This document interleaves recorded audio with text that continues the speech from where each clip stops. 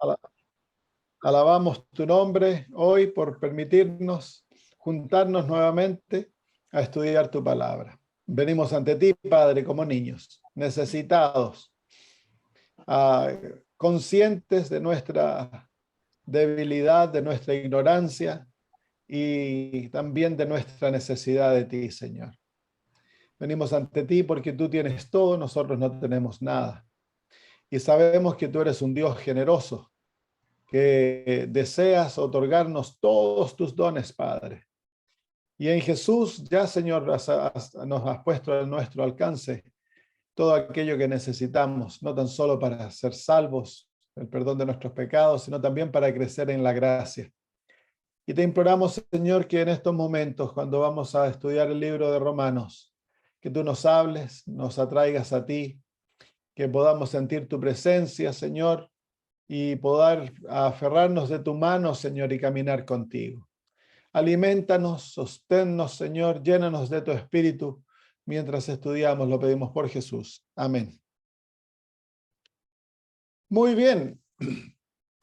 Entramos hoy a Romanos capítulo 12. Terminamos la semana pasada con el capítulo 11. En el capítulo 12, el apóstol Pablo comienza con los consejos prácticos para la vida cristiana. En todas las cartas del apóstol Pablo, en algunas de ellas más de la mitad de la carta, la dedica a animar a sus lectores que como cristianos han de vivir vidas santas. La gracia que el apóstol Pablo predica es una gracia transformadora. Es una gracia que tiene un impacto en la vida total. Produce una transformación completa. Como dice él en 2 Corintios 5:17, si alguno está en Cristo, nueva criatura es. Entonces, la gracia del Señor, a pesar que es gratuita y es recibida por fe, nosotros no podemos ganarla por obras, ni por méritos algunos. Aquella gracia nos va a llevar a vivir buenas obras. Y las buenas obras son la testificación, son la garantía de que hemos nacido a una nueva vida, que hemos sido recreados, que el Espíritu de Dios mora en nosotros. Es la prueba más fideligna de la vida cristiana, un carácter en la imagen de Jesús. Entonces, con el capítulo 12, el apóstol ahora pasa de hablar de la justificación por la fe, aplicar aquellos principios a la vida diaria. Entonces ahora va a enfatizar la santificación, que es la justicia otorgada por fe, pero es impartida, donde el Señor nos transforma y nos lleva a vivir una vida de acuerdo a lo que Él desea que vivamos. Muy bien, vamos a leer todo el capítulo 12 y luego vamos a volver y lo desglosamos versículo por versículo. Así que, hermanos, os ruego por las misericordias de Dios que presentéis vuestros cuerpos en sacrificio vivo, santo, agradable a Dios, que es vuestro culto racional. No os conforméis a este siglo, sino transformaos por medio de la renovación de vuestro entendimiento, para que comprobéis cuál sea la buena voluntad de Dios, agradable y perfecta. Digo pues por la gracia que me es dada a cada uno, que le es dada a cada uno. Perdón, vamos a leer eso no. Digo pues por la gracia que me es dada a cada cual que está entre vosotros, que no tenga más alto concepto de sí que el que debe tener, sino que piense de sí con cordura, conforme a la medida de fe que Dios repartió a cada uno. Porque de la manera que en un cuerpo tenemos muchos miembros, pero no todos los miembros tienen la misma función. Así nosotros, siendo muchos, somos un cuerpo en Cristo, y todos miembros los unos de los otros. De manera que teniendo diferentes dones, según la gracia que nos es dada, si el de profecía, úsese conforme a la medida de la fe. o si de servicio, en servir, o el que enseña en la enseñanza, el que exhorta en la exhortación, el que reparte con liberalidad, el que preside con solicitud, el que hace misericordia con alegría. El amor sea sin fingimiento, aborreced lo malo, seguid lo bueno. Amaos los unos a los otros con amor fraternal, en cuanto a honra, prefiriéndonos los unos a los otros. En lo que requiere diligencia, no perezosos, fervientes en espíritu, sirviendo al Señor. Gozosos en la esperanza, sufridos en la tribulación, constantes en la oración. Compartiendo para las necesidades de los santos, practicando la hospitalidad. Bendecid a los que os persiguen, bendecid y no maldigáis. Gozaos con los que se gozan, llorad con los que lloran. Unánimes entre vosotros, no altivos, sino asociándoos con los humildes. No seáis sabios en vuestra propia opinión. No paguéis a nadie mal por mal, procurad lo bueno delante de todos los hombres. Si es posible, en cuanto dependa de vosotros, estad en paz con todos los hombres. No os venguéis vosotros mismos, amados míos, sino dejad lugar a la ira de Dios, porque escrito está: mía es la venganza, yo pagaré, dice el Señor. Así que si tu enemigo tuviere hambre, dale de comer; si tuviere sed, dale de beber, pues haciendo esto, ascuas de fuego amontona sobre su cabeza. No seas vencido de lo malo, sino vence con el bien el mal. Consejos prácticos, muy prácticos, de cómo el cristiano ha de vivir su vida. Y los consejos comienzan en el capítulo 2, el versículo 1, cuando el apóstol dice: así que, hermanos, os ruego por las misericordias de Dios, que presentéis vuestros cuerpos en sacrificio vivo, santo, agradable a Dios, que es vuestro culto racional.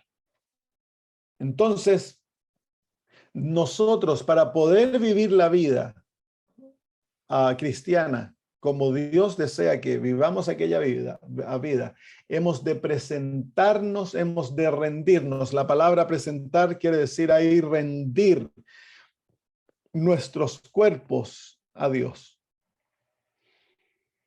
Es ahí donde comienza la obra de la santificación, y ese rendimiento, como ya lo aprendimos, comienza con la experiencia de la justificación.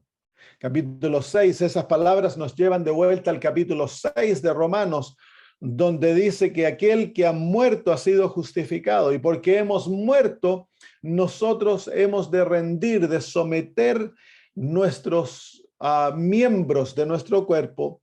Ahora hemos de someterlos a Dios, han de ser rendidos a Dios para que Él los use para su gloria. Antes de esto, nosotros usábamos los miembros de nuestro cuerpo para satisfacción propia. Los usábamos para satisfacer nuestras lujurias, nuestros apetitos, nuestros deseos, para glorificarnos a nosotros mismos. Ahora nuestro cuerpo ha de ser sometido totalmente a Dios, para que Él haga su voluntad en nosotros. Y es interesante porque dice el apóstol Pablo que el rendir nuestro cuerpo no es algo que nosotros podemos hacer por nuestra fuerza, sino que es el resultado de la misericordia de Dios obrando en nosotros. Dice ahí: así que, hermanos, os ruego por las misericordias de Dios. Así que es la misericordia divina que lo lleva a Él a obrar en nosotros, tanto el querer como el hacer de acuerdo a su propia voluntad. Es porque Dios tiene compasión de nosotros, que no nos da de acuerdo a lo que nosotros merecemos, sino que obra en nosotros de acuerdo a su gracia, a su misericordia. Y aquella maravillosa manifestación de la gracia divina en el alma humana que lleva a Dios a obrar una obra total en el ser humano. No tan solo Dios nos atrae a Él y luego nos otorga a través de la gracia su justicia imputada, la justificación, y perdona todos nuestros pecados, sino que ahora Dios desea tener una ¿cómo se llama?, influencia directa en nuestras vidas, llevándonos, creando en nosotros el deseo de rendirnos para que Él more en nosotros, en nuestro cuerpo. Y de esta manera el cuerpo llega a ser un templo, que es el propósito original del cuerpo humano. El cuerpo humano fue creado para ser morada de Dios. Y es por eso que Dios desde el principio le otorgó a Adán y Eva normas de vida. Les dijo cómo debían comer, qué debían hacer, que debían trabajar, mantener ejercicio, mantener el cuerpo saludable a través de la exposición al sol, la respiración de aire puro, el beber agua pura, el comer la mejor comida, el hacer ejercicio, el descanso, todo aquello Dios se los otorgó para mantener el cuerpo como un templo digno donde Dios morara. Y ese plan original de Dios no ha sido dejado de lado. Dios busca que el ser humano sea un templo de Dios. Es por eso que lo primero que hace cuando el ser humano es convertido, el Espíritu Santo viene a morar en nosotros. Y somos literalmente un templo. Dios mora en nosotros. Es por eso, queridos hermanos, que es un deber moral el mantener nuestro cuerpo de la manera más saludable. Por eso el apóstol Pablo dice ahí, así que hermanos, os ruego por las misericordias de Dios que presentéis vuestros cuerpos en sacrificio vivo. Entonces, el sacrificio que nosotros le hemos de presentar a Dios es un sacrificio vivo y es nuestro cuerpo. Hemos de morir diariamente a nosotros mismos, a nuestros deseos, nuestros planes, nuestros gustos. Todo ha de ser puesto en el altar y nuestro cuerpo ha de ser presentado ante Dios como un sacrificio vivo ante Dios para que Él lo use para su gloria. Y por lo tanto, en eso hemos entonces ahora diligentemente estudiar el plan divino para mantener el cuerpo santo, agradable a Jehová. Dice ahí, dice, vuestros cuerpos en sacrificio vivo, y luego dice santo. La palabra santidad refleja el carácter, el atributo del carácter divino. Dios es santo. Y en la santidad no hay pecado. En la santidad nos habla del atributo divino que los ángeles adoran a Dios por su santidad. Nosotros adoramos a Dios por su amor. Los ángeles adoran a Dios por su santidad. A ellos le cantan santo, santo, santo. Es el atributo divino que llama más la atención a los seres celestiales. Y la santidad es intimidad. Dios es un Dios íntimo, es un Dios cercano. Es un Dios que le gusta vivir con su creación. Eso es la santidad. Entonces, ¿cómo se llama aquí? Cuando nosotros hemos de presentar nuestros cuerpos santos. Santo quiere decir de que nosotros hemos de dedicar nuestro cuerpo para vivir en comunión con Dios. Ese es el objetivo de nuestro cuerpo, vivir en comunión con Dios. Y para cumplir aquello, el cuerpo ha de ser separado del pecado. Entonces, la santidad también habla de separación. Se separa y se dedica para el uso divino, como el sábado es un día santo. ¿Por qué? Porque Dios lo separó para un uso especial, para su uso, para el descanso divino. Entonces, el cuerpo es santo, por lo tanto, ha de ser separado del uso pecaminoso que Satanás desea que lo usemos, y del uso común, del maltrato del cuerpo. No podemos, nuestro cuerpo no es nuestro, es de Dios, y por lo tanto ha de ser presentado a Él como santo, ha de ser saludable, ha de ser presentado limpio, ha de ser presentado sin abuso pecaminoso.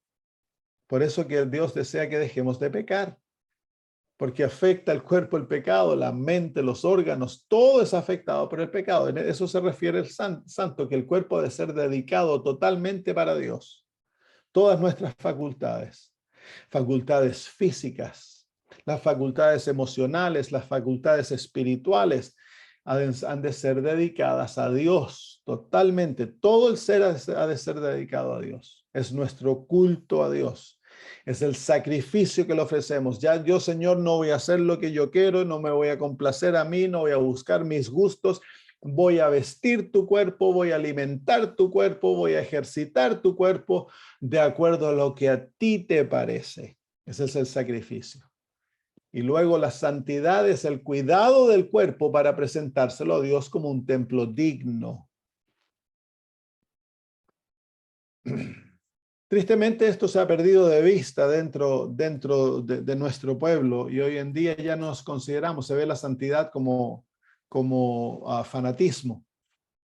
Pero la santidad es la dedicación a Dios. Nosotros hemos sido llamados a ser un pueblo santo, un pueblo apartado, un pueblo que tiene normas de vida que reflejan el reino de Dios, no el reino de este mundo. Por eso es que Dios nos ha llamado como pueblo a comer, a vestirnos, a recrearnos. Todo lo que hacemos ha de reflejar que nosotros pertenecemos a otro reino. Nosotros pertenecemos al reino de Dios y que no somos nuestros. Hemos sido comprados a un precio. Y por lo tanto, hemos de dedicarnos totalmente a Dios. Y para esto, dice el apóstol Pablo, dice que nuestro cuerpo ha de ser agradable a Dios. Qué interesante. Entonces, ahora yo no vivo mi vida para complacerme a mí, yo vivo mi vida para complacer a Dios, para agradar a Dios. Entonces, la pregunta es, ¿qué es lo que agrada a Dios? Porque mi cuerpo ha sido dedicado, yo he muerto a mí mismo, soy un sacrificio vivo, soy santo, soy apartado, le pertenezco a Dios. Ahora mi pregunta es, ¿qué es lo que le agrada a Dios? De la manera que Jesús vivía su vida. Él vivía para agradar a su Padre. De la misma manera, nosotros hemos de vivir para agradar a Dios. Todo lo que le agrada a Dios debemos hacerlo. Y todo lo que le desagrada a Dios debemos dejar de hacerlo. En todos los ámbitos de la vida. ¿Y cómo yo sé qué es lo que le agrada a Dios y qué es lo que le desagrada? Él lo ha revelado en su palabra, en la Biblia y en el espíritu de profecía. Es por eso luego dice el apóstol Pablo que es vuestro culto racional. Que es vuestro culto racional. Racional en el sentido inteligente, que el culto, que esta dedicación del cuerpo a Dios ha de estar basada en la inteligencia, en las capacidades racionales que Dios nos ha dado. Hemos de inteligentemente buscar aquello que agrada a Dios y tomar decisiones racionales de abandonar aquello que no le agrada a Dios y de hacer aquello que le agrada a Dios. Dios desea que usemos el intelecto, que el intelecto esté informado por su palabra y que al ver lo que la palabra de Dios enseña, nosotros pongamos nuestras capacidades de decisión, nuestra voluntad del lado de Dios y que rindamos estas capacidades para que Dios las use para hacer decisiones inteligentes. Por ejemplo, si yo descubro que algo que estoy comiendo me hace mal o que es dañino, que destruye el cuerpo, debe ser inmediatamente abandonado, porque el cuerpo no es tuyo, el cuerpo es de Dios. Y todo lo que destruye el cuerpo va en contra de la voluntad de Dios, por lo tanto es violación del sexto mandamiento, porque te mata. Entonces, si el tomar té, tomar café, tomar mate, comer carne, incluso hay cosas, por ejemplo, si a mí los porotos me caen mal, yo no debiera comer los porotos porque destruyen mi cuerpo, pues. Entonces, uno tiene que inteligentemente presentarle el cuerpo a Dios y cuidar ese cuerpo, porque ese cuerpo no es tuyo, es de Dios. Ha de ser vestido de acuerdo a las normas divinas. Ha de ser mantenido de acuerdo a las normas divinas. Y Dios nos ha dado como pueblo amplio conocimiento de cómo mantener el cuerpo en forma saludable. Dios no desea que su pueblo se enferme, por ejemplo. Él nos ha dado normas de vida que si son practicadas inteligentemente vamos a disminuir la enfermedad. Dentro del mundo, la iglesia adventista, los adventistas que practican nuestras normas se encuentran entre ¿cómo se llama? El pueblo más longevo del mundo, entre los 5 más longevos del mundo. Han sido estudiados. Y es producto de las normas que Dios nos ha dado. Entre nosotros sufrimos menos enfermedades y, ¿cómo se llama? Y morimos, vivimos más que todos los habitantes de este mundo. Y eso de que no practicamos, la gran mayoría del pueblo no practica lo que Dios se le ha otorgado, o lo practica a medias. Si nosotros practicásemos celosamente lo que Dios nos ha otorgado, seríamos una luz en el mundo. Hay más de 50 estudios que han estudiado a los adventistas, ahora serán más de 60, 70 estudios que han estudiado a los adventistas y su estilo de vida, y todos concluyen que es el estilo de vida que nos lleva a vivir más largo que los demás y que sufrimos menos enfermedades que todos los otros. Y ese principio se encuentra en Romanos 12:1, el hecho que nuestro cuerpo no es nuestro y que hemos de presentárselo a Dios santo y agradable a Él, y que debemos rendir este culto en forma inteligente. Es interesante porque el sistema de culto adventista es distinto al culto carismático, porque el énfasis en el culto carismático está en los sentimientos. Es el ¿cómo se llama? El hacerte sentir algo, una experiencia especial, algo extraordinario. Entonces, cuando lo sientes, tú crees que el Espíritu Santo es contigo. El culto adventista es distinto. El culto adventista, ¿cómo se llama? Apela a la inteligencia, apela al raciocinio, toca el corazón, pero el centro es el raciocinio, porque dice el apóstol Pablo que nuestro culto ha de ser racional, a estar basado en las capacidades mentales que Dios nos ha otorgado. Muy bien, entonces la invitación del apóstol para poder vivir como cristianos, nosotros primero hemos de rendirnos a Dios y ofrecerle nuestro cuerpo como su templo, y debemos de cooperar con Él en la mantención de un templo santo. Ahora, hablemos un poquito abierto aquí. Yo sé que en Sudamérica la iglesia, la organización, por muchos años nunca predicó la reforma pro salud. Yo crecí sin conocer la reforma pro salud. El propósito de la reforma pro salud es llevar al pueblo a cambiar el estilo de vida para presentar el cuerpo santo a Jehová. El vivir más largo, el sufrir menos enfermedades es el producto de esto, pero el objetivo primordial es llevar al pueblo a presentar un cuerpo santo a Jehová, que sea agradable a Él. Entonces, si nosotros estamos viviendo una vida cristiana inteligente, no vamos a usar como excusa el hecho que no se me enseñó antes para no practicarlo ahora. Si no se me enseñó, pero ahora tú tienes los escritos y los lees y aprendes que hay que dejar la carne, hay que dejar lo que más se pueda los productos animales, a incrementar el uso de los vegetales, las frutas, las oleaginosas. Hay que comenzar a hacer ejercicio, tomar mucha agua, hay que abandonar el uso del té, del café, del alcohol, del cigarro. Hay que tratar de no usar drogas médicas, hay que cambiar el sistema de sanidad y todo aquello que el Señor nos ha dado, que es tan amplio, somos un pueblo con tanto conocimiento. En vez de cerrar los ojos, nuestro culto debe ser un culto inteligente, racional. Porque estamos viviendo de acuerdo a la luz que Jehová nos ha dado para que nuestro cuerpo sea su templo. Entonces ahora todos tenemos un deber.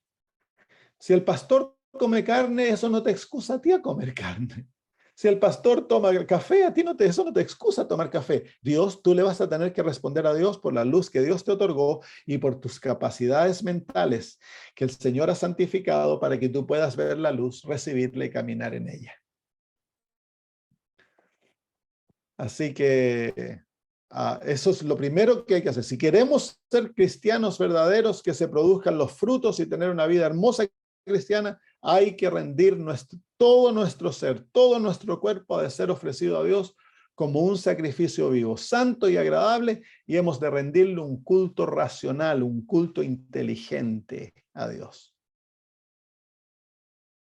El versículo 1, muy abarcante. Es las bases de la santificación. La santificación es el crecimiento en la vida cristiana. Es la transformación en la imagen de Jesús. Y Dios no puede llevar a cabo eso si tú no cooperas con Él. Dios nunca hace nada sin nuestra cooperación. Dios no te puede forzar, no te puede doblar el brazo. Él espera cooperación voluntaria, cooperación alegre. Entonces Dios te otorga luz, te da el poder del Espíritu Santo, te crea los deseos en el corazón. Ahora tú debes rendirte e inteligentemente caminar de acuerdo a aquella luz. Si como pueblo nosotros fuésemos sabios, nosotros no habría nadie que se comparare a nosotros en este mundo. Sufrimos, en muchos casos se sufren las mismas enfermedades, se padecen las mismas dolencias que el resto del mundo porque somos infieles. Hemos ignorado aquella luz que Dios nos ha dado. Entonces la apelación que el libro de Romanos nos hace es, vuelve, comienza a darle al Señor un culto racional. Sométete, entrégale tu cuerpo a Él y vive para Él, no para ti. En todo lo que haces, pregúntate, ¿es esto la voluntad de Dios? ¿Es esto lo que Dios desea para mí? ¿Estoy agradando al Señor? ¿Lo estoy haciendo feliz? Si hablo esta palabra, si trato a mi esposa de esta manera, ¿cómo responderá el Señor? Si le hablo a mi esposo de esta manera, ¿cómo se sentirá Dios? Todo lo que hacemos debemos hacerlo en el contexto de que hemos sido totalmente dedicados a Dios. Versículo 2. No os conforméis a este siglo. Nosotros vivimos en un contexto que es como una olla de presión que nos va amoldando a la mentalidad del mundo y las modas, la manera de pensar, la manera de ver la vida como el mundo. Satanás usa la presión social alrededor nuestro para conformarnos al mundo. Pero resulta que los principios del mundo son enemistad contra Dios. El que ama al mundo no puede amar a Dios. Entonces, por eso dice el apóstol Pablo que hemos nosotros de luchar constantemente para no conformarnos al mundo. En todo debemos nosotros ser vigilantes. Por eso el Señor Jesús, el llamado que le hace a la iglesia en Mateo 25 y en sus llamados dice, velad y orad. Velar es una actitud de vigilancia, el asegurarnos que Satanás no nos engaña y nos hace creer que estamos caminando en el camino del Señor, cuando nosotros realmente nos estamos conformando al mundo. Y hay tantas cosas ahora que nos están constantemente llamando las modas, el libertinaje, la dieta del mundo, la manera de pensar, el vivir para tratar de complacernos a nosotros mismos, el egoísmo, el orgullo, la autoexaltación, el placer, el vivir para el placer, el vivir para las riquezas. Todas aquellas cosas que el mundo vive no son nuestras. Eso no es nuestra manera de vivir. Y por eso el apóstol Pablo dice, no os conforméis a este siglo. La realidad del mundo es la realidad de un reino que está en oposición al reino de Dios. El mundo vive en principios que son totalmente antagonistas al reino de Cristo. Y tú y yo pertenecemos al reino de Cristo. Entonces, entre los dos no hay liga, entre los dos no hay unión, entre los dos hay una guerra que es constante. No podemos someternos a los principios de este mundo. Individualmente, como familias y como iglesias, hemos de batallar contra ello.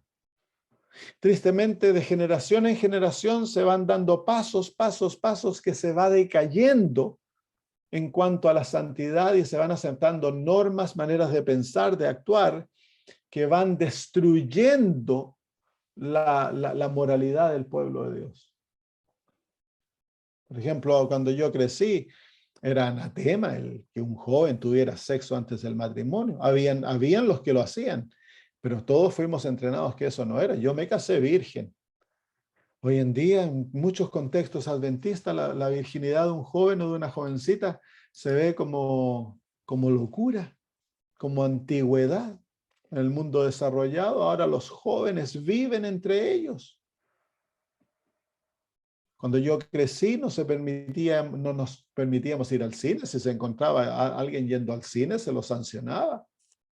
¿Para qué hablar de fiestas y la disco y todo eso?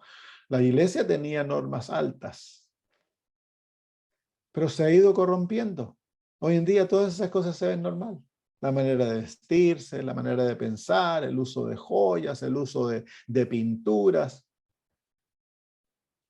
Tanta cosa que se ha ido, nos hemos ido conformando a este siglo. Y el mandamiento divino es: no os conforméis a este siglo. ¿Por qué? Porque si nos conformamos a este siglo, Satanás va a tomar acceso al corazón y nos va a separar de Cristo. No podemos vivir una vida cristiana en la cual estamos complaciéndonos a nosotros mismos y a la misma vez queriendo complacer a Cristo. Es imposible. Imposible. No podemos servir a dos señores. O servimos a Cristo de todo corazón o nos servimos a nosotros de todo corazón. No hay tregua. No hay un camino medio en el cual podemos caminar de la mano con ambos reyes. No podemos. O servimos a Cristo o a Satanás.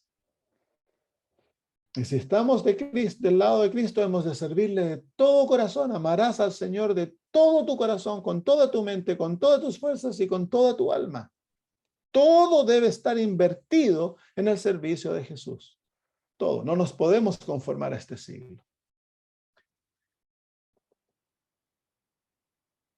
Hemos de caminar con Cristo de acuerdo a las normas de Cristo, de acuerdo a los principios del cielo, de acuerdo a lo que Él nos ha ordenado que hagamos, lo que Él ha revelado a través de sus profetas.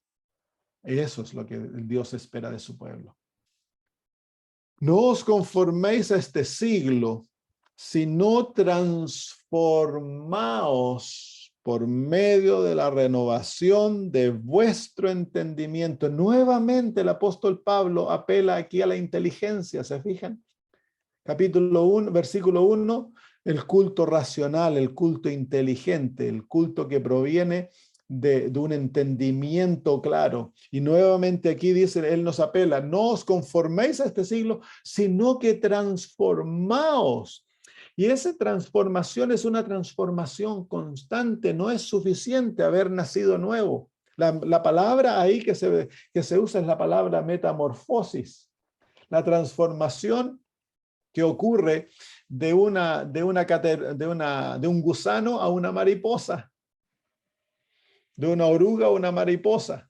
Es una transformación total. Y el apóstol Pablo usa ese ejemplo entonces para que nosotros entendamos la transformación que ha de ocurrir en la vida cristiana. Es una transformación total. Total. Y esa es una transformación constante. Dice: transformaos. Eso es algo constante, constantemente presente. Yo he de cooperar con Dios en mi transformación diariamente, constantemente, en el cambio de hábitos, con cambios de formas de pensar, en todo lo que yo hago, acciones, palabras, pensamientos, intenciones, todo ha de estar constantemente bajo la obra de la transformación, que es la santificación. Es una obra constante. Nunca hay descanso de esa obra. El momento que tú crees que ya llegaste, Satanás te agarra. Es una batalla continua la vida cristiana. Es la guerra contra mí. La batalla contra el yo. No va a haber nunca en este lado de la tierra, de este lado de la eternidad, que digamos: ya llegué, ahora puedo dejarme de transformar. No, no, no. Hay que estar constantemente siendo transformados. Y eso dice, somos transformados por medio de la renovación de nuestro entendimiento. ¿Y cómo se renueva el entendimiento? A través del estudio de la revelación divina, la palabra de Dios. Lo que a uno le parece bien y se encuentra en la inspiración, ya sea la Biblia o el Espíritu de Profecía, que uno está mal, entonces la inspiración, el nuevo conocimiento renueva mi entendimiento. Por ejemplo, algo tan sencillo. Uno estaba acostumbrado a hacer pan con leche, a cocinar el pan con la leche, echarle un poquito de azúcar y el pan rico, todos creen que era pan sano. Y de repente uno lee en el Espíritu de Profecía que eso no debiese hacerse, que es malo para la salud, que fermenta la sangre. Entonces ahí el nuevo conocimiento renueva el entendimiento. ¿Y qué debo hacer yo entonces? Al renovarme, al transformarme, yo de transformar lo que hago. Entonces dejo de hacer pan con azúcar y leche, porque me daña la sangre y crea enfermedad. Entonces, ¿qué voy a hacer ahora? Voy a hacer pan sin azúcar y leche, pues. Es un ejemplo tan sencillo de cómo se renueva, cómo me transformo. Es a través del entendimiento. Abandono los caminos viejos, que claro, mi mamita hacía esto y me lo enseñó, muy lindo, pero si no es la voluntad de Dios, ha de abandonarse al Dios, darnos nueva luz. Cuando el Señor nos da nueva luz, entonces se renueva el entendimiento y yo soy libre de los eslabones que me mantenían a un estilo de vida que causa enfermedad, destrucción. Y eso es en toda la vida. Usé un ejemplo sencillo de la comida. Pero, ok, a mí me gustan, por ejemplo, tenemos una niña que viene a la iglesia que usa las faldas súper cortas, casada.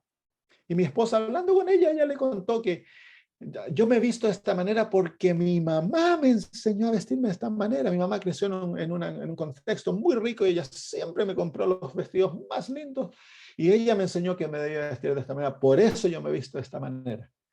Entonces, ¿qué ha de hacer esa niña? Esa niña ha de renovar su entendimiento, abandonar lo que es antiguo, que va en contra de la voluntad de Dios, y tomar aquello que Dios le enseñe y comenzar a practicarlo. La renovación del entendimiento viene a través de la absorción de nuevo conocimiento. Es por eso que el cristiano siempre debe estar estudiando. Hemos de aprender a leer y a leer mucho. A leer la Biblia, el espíritu de profecía, escudriñar, porque es a través de ese conocimiento que se renueva el entendimiento y la renovación del entendimiento es las bases de mi transformación. Si yo le he sometido mi cuerpo, ya no vivo para mí, ahora vivo para la gloria de Dios y quiero ser totalmente santo para presentarle un cuerpo totalmente digno para el Señor, entonces ahora para que eso llegue a ser realidad, yo tengo que renovar mi entendimiento. ¿Cómo lo hago? A través de nuevo conocimiento. Si tú te acuerdas cómo fuiste atraído a la iglesia adventista, fue por nuevo conocimiento. Se renovó tu entendimiento. Se te mostraron verdades que no entendías y las aceptaste y las comenzaste a practicar y tu vida fue cambiada. Bueno, eso ha de continuar toda la vida. Toda la vida. No os conforméis a este siglo, sino transformaos por medio de la renovación de vuestro entendimiento, para que comprobéis cuál sea la buena voluntad de Dios, agradable y perfecta. Entonces, aquellos que conocen, aquellos que van a entender la voluntad de Dios, son aquellos que están dispuestos a caminar de acuerdo a la luz que Dios les otorga. Los obedientes.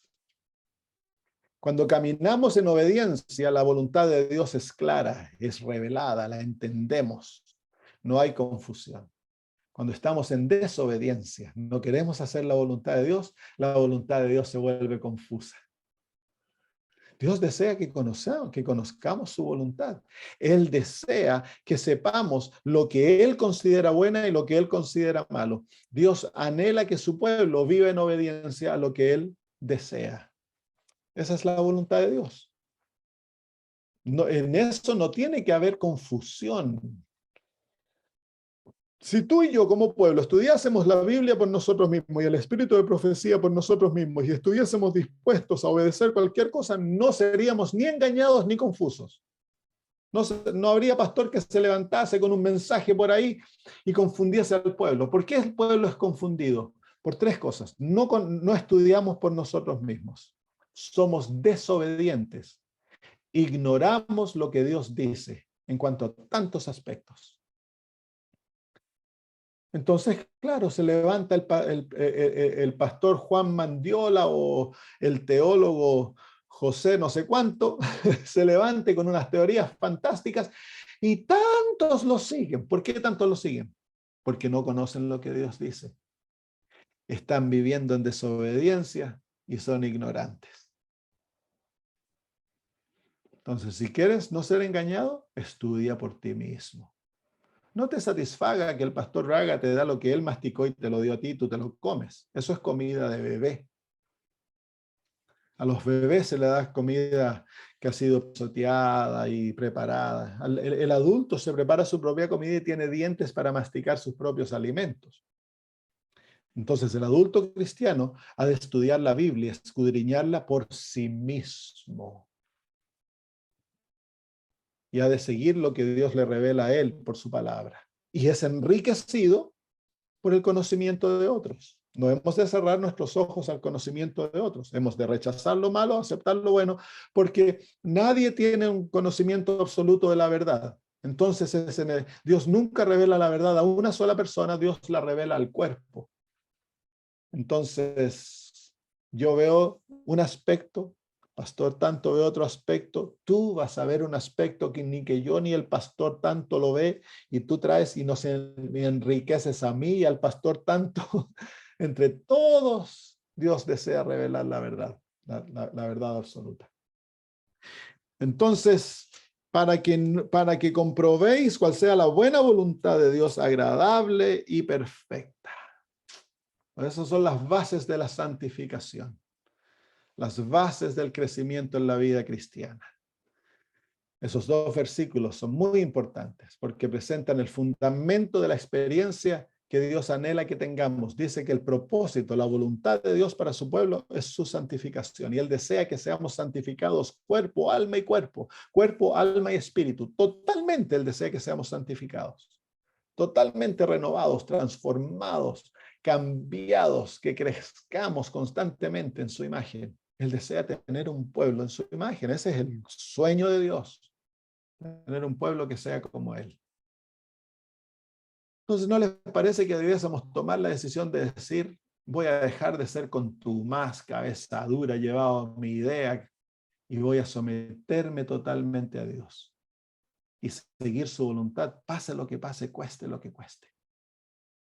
Versículo 3. Digo pues por la gracia que me es dada a cada cual que está entre vosotros. Entonces ahora el apóstol en los primeros dos versículos nos muestra nuestro deber en relación con Dios en cuanto al crecimiento, a la santificación, la transformación. Ahora él va a aplicar esto a nuestras relaciones con otros, en la iglesia, en la familia, con el gobierno, con aquellos que nos rodean, con nuestros enemigos. Dice, digo pues por la gracia que me es dada a cada cual que está entre vosotros, que no tenga más alto concepto de sí que el que debe tener. Así que primera aplicación es que nosotros no debemos creernos más de lo que somos, que es tan natural, ¿no? Así que la primera relación es conmigo mismo. ¿Cómo yo debo relacionarme conmigo? La primera razón es que debes tener una imagen humilde de ti. Porque en cuanto a nosotros tendemos a vernos mejor de lo que realmente somos. Y a los demás, nosotros tendemos a verles peor de lo que realmente son. Esa es la manera que nos relacionamos. Nos miramos a nosotros y nos creemos el hoyo del queque, como decimos en Chile. Y a los demás los vemos como... Entonces el apóstol dice, no, en cuanto a ti mismo, no te veas más allá de lo que debes verte.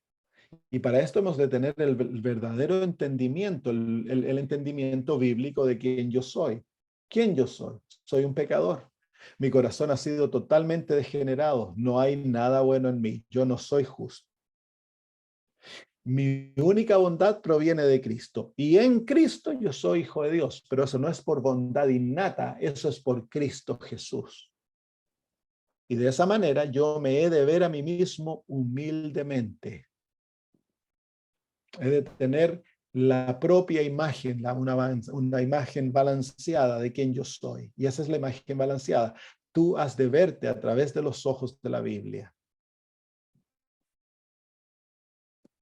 Digo pues por la gracia que me es dada a cada cual que está entre vosotros que no tenga más alto concepto de sí que el que debe tener. ¿Cuál es el concepto que hemos de tener? El que les presenté.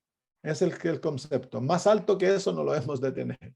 Ahora, tampoco debes vivir machacándote y dándote como Lutero, que se vivía flagelando su cuerpo y tratando de hacerse sentir mal y peor y paupérrimo. Dios no desea que vivas de esa manera.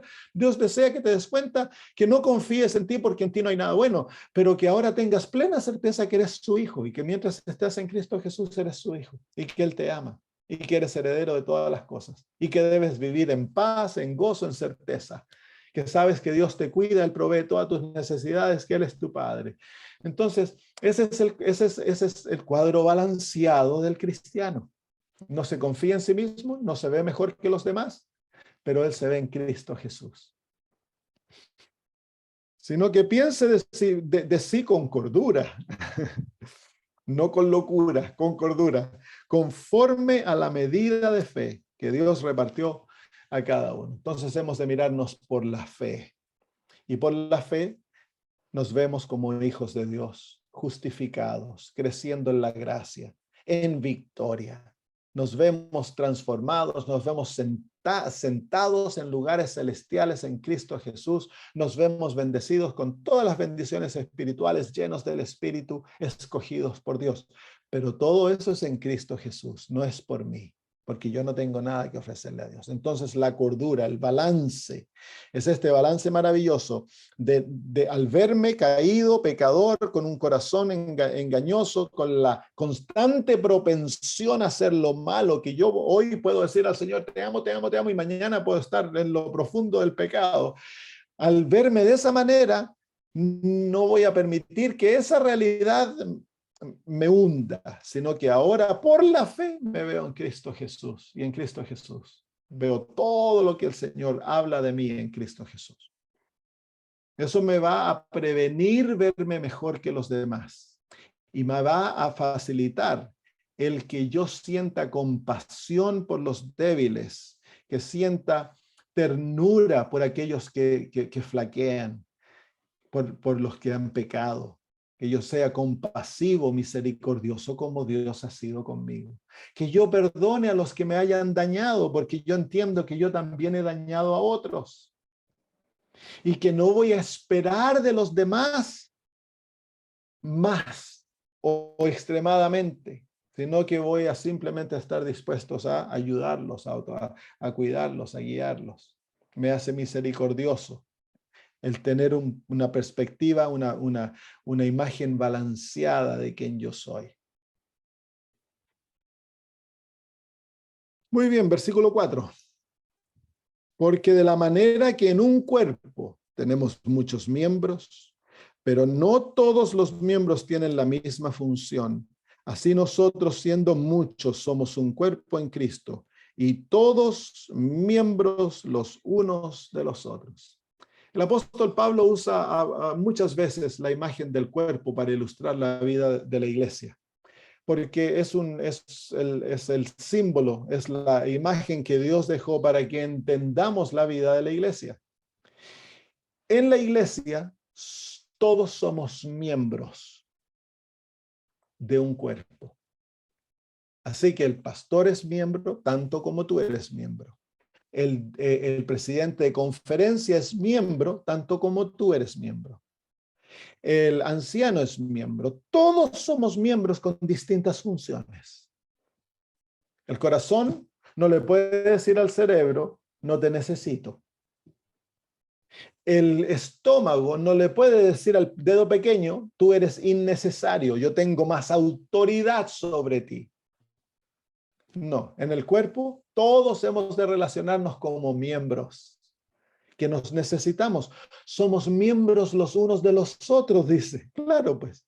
Si tú miras tu cuerpo, todos los miembros están integrados en un cuerpo, están unidos con una función, mantener la vida del cuerpo y obedecer a la cabeza. La cabeza es la que tiene la autoridad. Y todo el cuerpo trabaja con un propósito, es mantener vivo al cuerpo. Ya sea la célula más pequeña o el órgano más grande como el hígado, todos cumplen la función de que el cuerpo viva, que el cuerpo sea bonito, que el cuerpo tenga salud, energía, fortaleza. Y esa es la manera que debiéramos nosotros relacionarnos en la iglesia. Seas tú un diácono, una diaconisa, seas anciano, seas director de obra misionera, seas que te estás sentando y no tienes ¿cómo se llama? Un papel que cumplir dentro de la iglesia en cuanto a liderazgo, pero tú eres miembro y la vida de aquella iglesia depende de tu funcionamiento. Si hay muchos órganos que no trabajan dentro del cuerpo, el cuerpo se muere. Entonces, para el bienestar del cuerpo, todos hemos de cumplir la función que Dios nos ha dado fielmente y relacionarnos los unos a los otros como miembros. Entonces, el pastor no debe creer porque es pastor que tiene ahora el poder de gobernar al resto y que todo el resto ha de mirarlo a él como que fuera como el superhéroe. No, él es un miembro más que cumple la función de pastor. Se le ha dado el don del pastorado. Él ha de cumplir su don fielmente, porque a eso se lo ha llamado. Y eso es lo que dice el apóstol Pablo, dice en el versículo 6, dice, de manera que, teniendo diferentes dones, según la gracia que nos es dada, si el de profecía, úsese conforme a la medida de la fe. O si de servicio, en servir, o el que enseña en la enseñanza, o el que exhorta en la exhortación, o el que reparte con liberalidad, el que preside con solicitud, el que hace misericordia, con alegría. Entonces ahí está el apóstol Pablo, habla de dones que se les otorgan a cada uno y cada uno ha de cumplir su función de acuerdo a lo que Dios lo ha llamado a cumplir. El estómago no quiere ser corazón. El estómago en el cuerpo cumple su función de estómago 24 horas al día, hace su labor. Los pulmones cumplen su función de pulmón y no envidian a los ojos ni envidian al páncreas. Los pulmones cumplen su función felizmente de ser los pulmones, porque eso es lo que Dios los llamó a ser, pulmones, y cumplen su función felizmente y de la mejor manera posible. Es la misma manera en el cuerpo de Cristo. Si el Señor te ha llamado a limpiar la iglesia, limpia la iglesia fielmente. Si el Señor te ha llamado a ser anciano, cumple tu función de anciano fielmente, con la mejor de tus habilidades. Organiza la iglesia, cuida la iglesia, visita a los hermanos, cumple tu función. Y así cada miembro debe cumplir su función. Y Dios nos da más de una función, a veces nos da muchas funciones. Hemos de cumplir fielmente nuestra función. ¿Por qué? Porque nosotros no vivimos para nosotros mismos. El estómago no vive para él mismo. En darle vida a otros, el estómago vive. De la misma manera en nosotros. No hemos de vivir para nosotros. Si la hermana tal no te saluda, no te preocupes. Tú no vives para ti mismo. Tú no vives para que todos se preocupen por ti. No te ofendas si los otros miembros del cuerpo no te prestan atención. Tú cumple tu función fielmente y vive para darle vida a los demás y vas a ser feliz dentro del cuerpo. Hay tanto egoísmo dentro de la iglesia. Este hermano se levanta y él lucha para ser el anciano de la iglesia y se enoja y si lo llaman a él para, ¿cómo se llama? Para ser parte de la junta, ¿no?, de nombramiento, al que se le cruza por delante, no, ese es malo, ese no puede, este otro es sucio, que aquí, que allá, yo lo vi esto y a este, yo escuché que hace esto, porque él quiere que lo encuentren a él de anciano. No hay nada malo en querer ser anciano, pero no hay que imponer mi voluntad de los demás, hay que dejar que Dios obre. Hay que ofrecerse a Dios. Y si Dios, en vez de escogerte como anciano, te pone como el limpiador de la iglesia, no te enojes. Dios sabe lo que hace. Dios sabe lo que hace.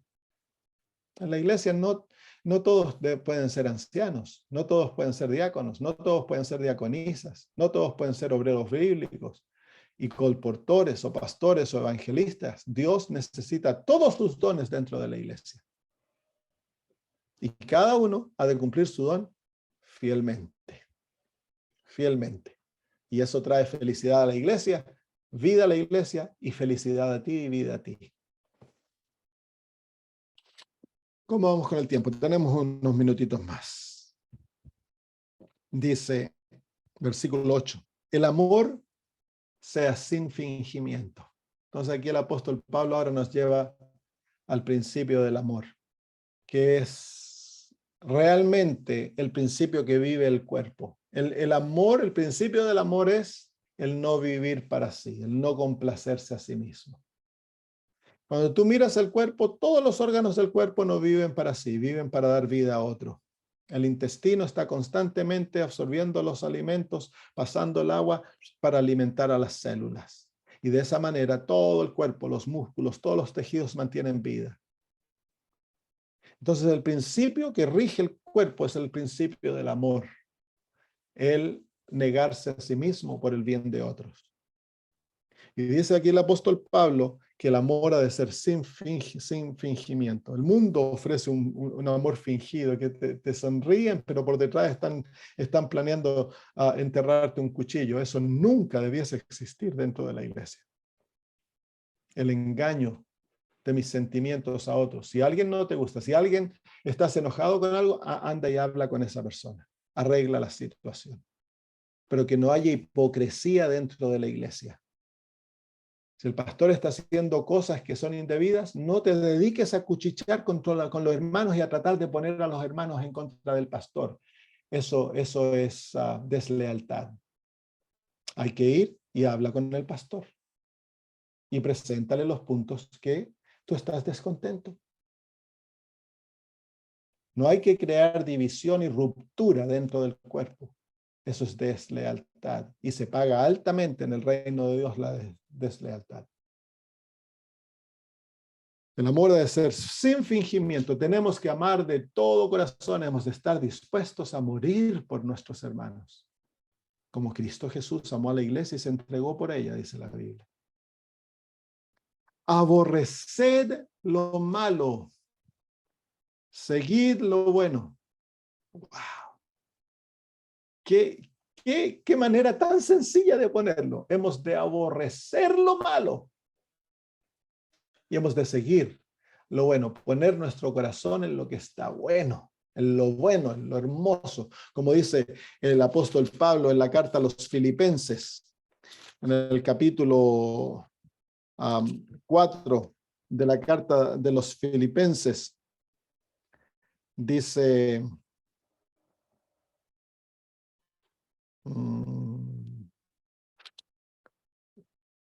en el versículo 8 dice, por lo demás, hermanos, todo lo que es verdadero, todo lo honesto, todo lo justo, todo lo puro, todo lo amable, todo lo que es de buen nombre, si hay virtud alguna, si algo digno de alabanza, en esto pensar.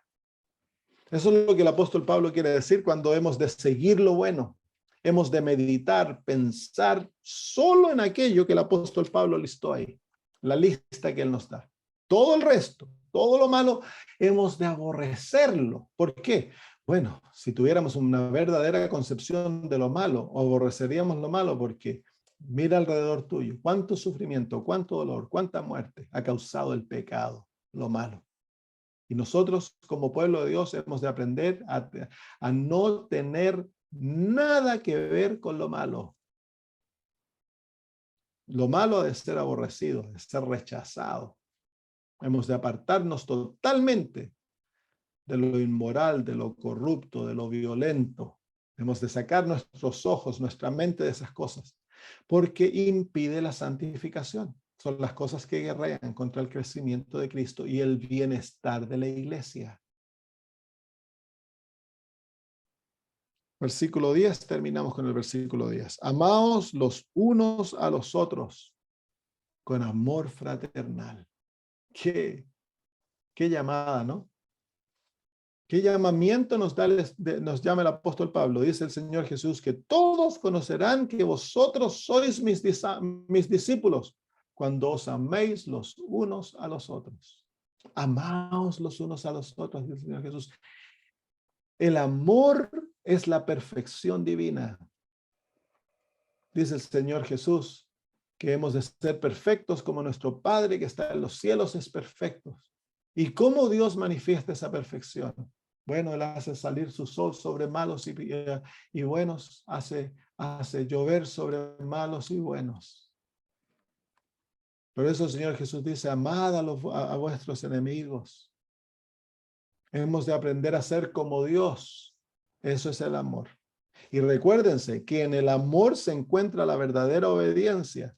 En el amor se encuentra la obediencia a los 10 mandamientos. El que ama a su prójimo no roba, no mata, no codicia, no comete adulterio. Por lo tanto, dice el apóstol Pablo, el amor es el cumplimiento de la ley. Pero a veces las iglesias parecen más campo de batallas que un lugar donde hay amor. Parece un ring de boxeo. Agarramos a chopazos, a puñetes, andamos, se crean bandos dentro de la iglesia, este lado no le habla a este otro lado, esta familia no se conversa con esta otra familia, estos apoyan al pastor, los otros odian al pastor, lo quieren sacar, y parecen verdaderos campos de batalla. Lo único que falta es que Putin tire una bomba atómica en esta iglesia. Y después hablamos de que vamos a vivir todos en el cielo. No se puede llegar hacia el cielo. Que Cristo viene pronto. Cristo no puede venir pronto si no tiene una iglesia que ha aprendido a amar, porque el amor es la perfección, hermanos. Entonces el apóstol dice aquí, amaos los unos a los otros con amor fraternal. En cuanto a honra, prefiéranse los unos antes que los unos a los otros. ¿Qué quiere decir esto? Es que yo voy a poner a mi hermano primero, a mi hermana primero. Si viene ¿cómo se llama? Buscar nuevos líderes. Yo no me voy a presentar yo y pisotear a los demás para que me escojan a mí. Eso se hace en el mundo. En la iglesia, si el hermano lo quieren escoger, alabado sea el nombre de Dios. Entonces yo voy a apoyarlo, voy a acompañar. Si el hermano lo escogen como anciano y anda cojeando como anciano, en vez de derrucharle el piso para que lo saquen, yo voy a hacer todo lo posible para que llegue a ser el mejor anciano. A pesar que a mí me hubiera gustado ser anciano, pero yo le voy a dar preferencia a él. ¿Por qué? Porque esa es la ley del amor.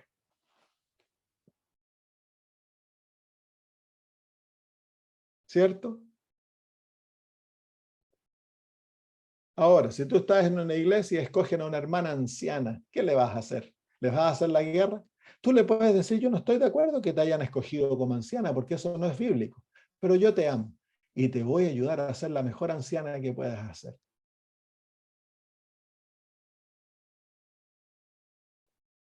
No estoy de acuerdo que tú seas anciana, pero te amo como hermana y no te voy a hacer luchar el piso ni voy a guerrear contigo. Yo como pastor no acepto ancianas, pero en una iglesia que yo trabajé en últimas iglesias me escogieron una anciana y yo no le hice la guerra, trabajé con ella hasta que ella eventualmente solita se dio cuenta que no debiera ser anciana y se retiró de su posición.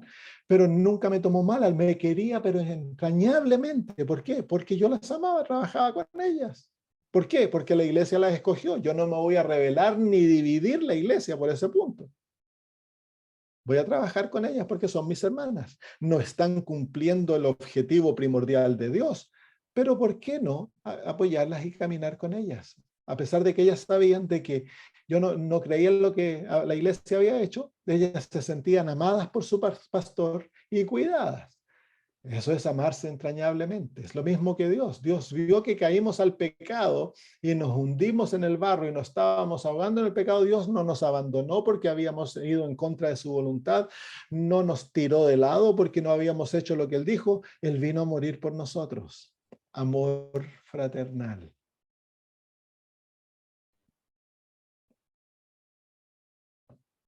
Lo vamos a dejar ahí.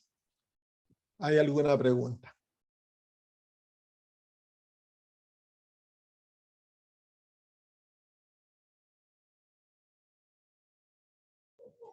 Bueno, pastor, gracias a Dios, gracias a usted por compartir. ¿Sabe, pastor, que a mí me pasó desde que estoy en la iglesia el lunes pasado?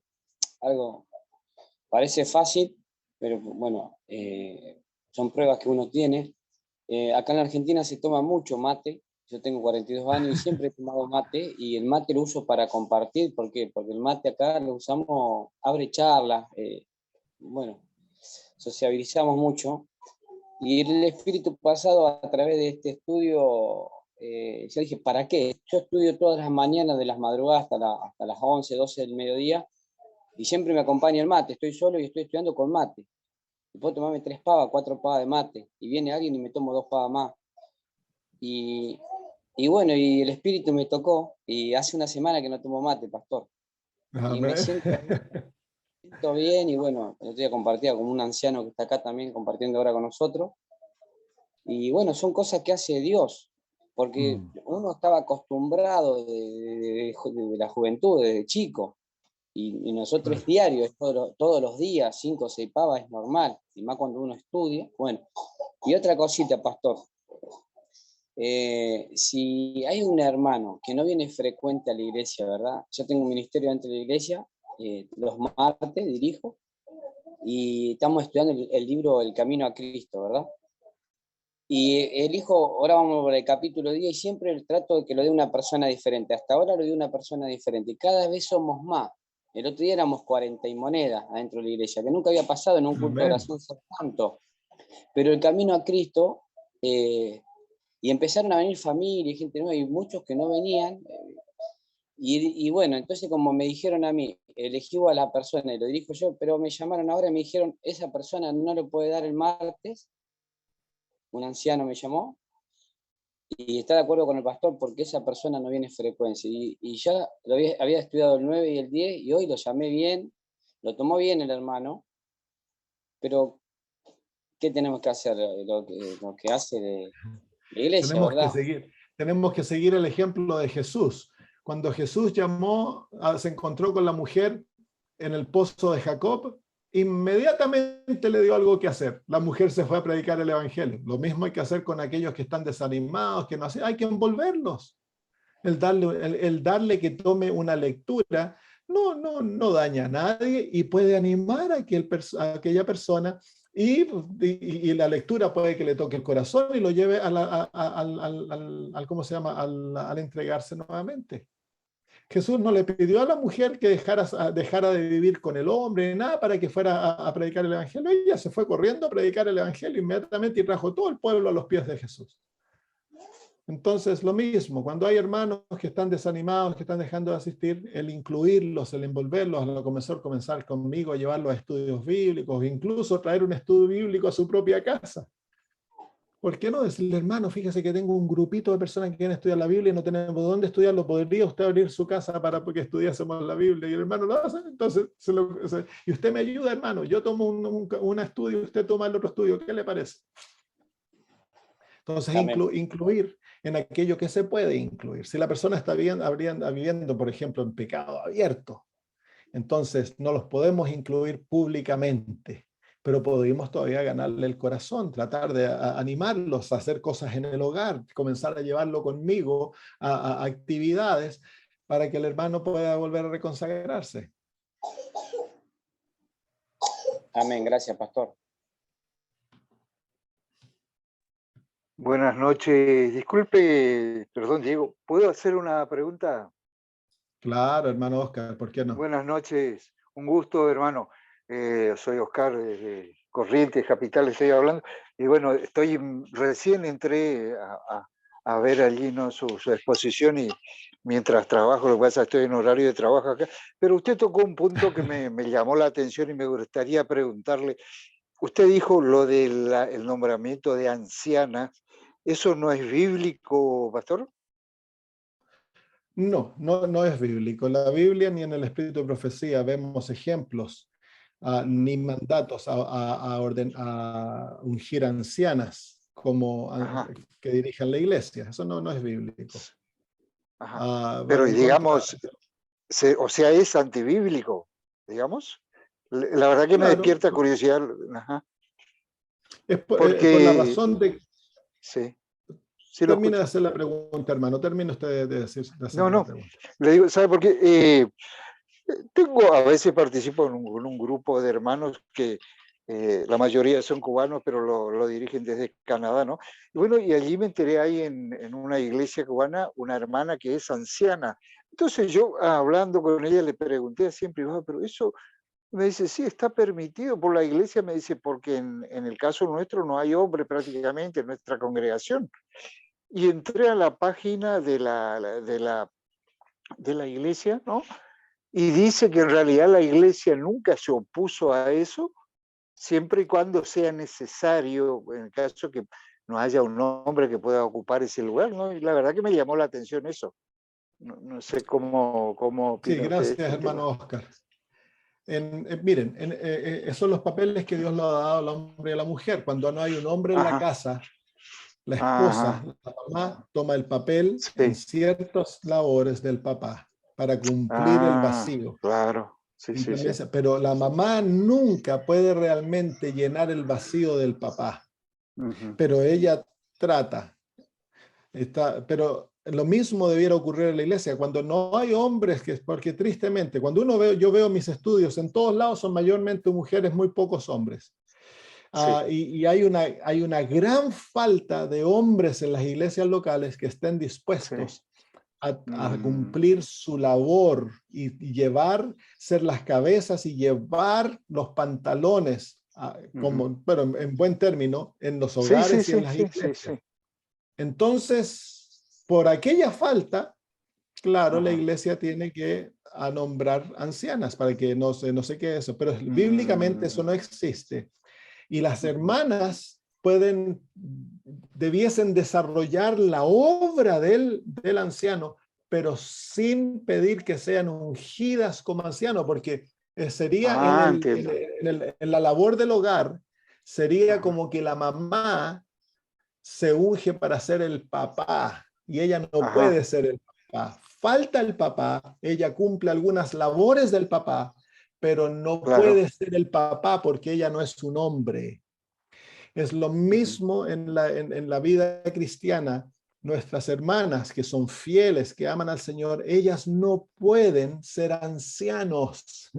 Esa labor ujú, no se le dejó a las ancianas. No hay ancianas en la ujú. Biblia, nada, tanto en el Antiguo como en el Nuevo Testamento. No hay pastoras tanto en el Antiguo como en el Nuevo Testamento.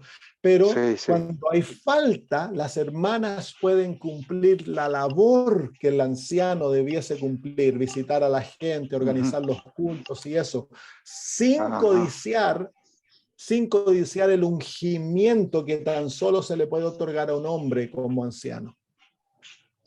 ajá. Sí, entiendo. O sea, Entonces la ellas iglesia lo tampoco ha pueden bautizar, permitido. digamos, ¿no?